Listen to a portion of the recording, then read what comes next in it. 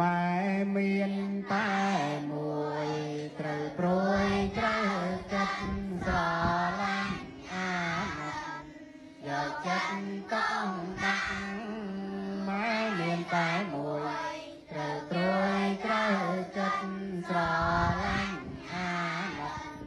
យកចិត្តต้องដាក់មើលថែឲ្យល្អបើវ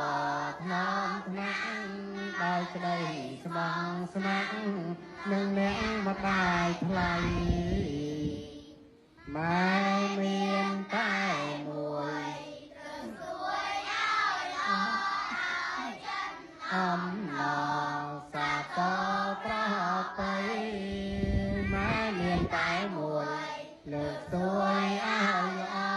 ដោយចិត្តអំណរសាទរប្រពៃហោះស្គងសែងមកហារតីត្រូវឲ្យអំឡៃផ្នែកថ្លៃឲ្យខ្ពស់ម៉ែមានតែមួយគឺជួយរាំងសាថ្នាក់ថ្នមចិនដាពេលម៉ែនៅរួមម៉ែមានតែមួយត្រូវជួយរាំងសាថ្នាក់ថ្នមចិនដា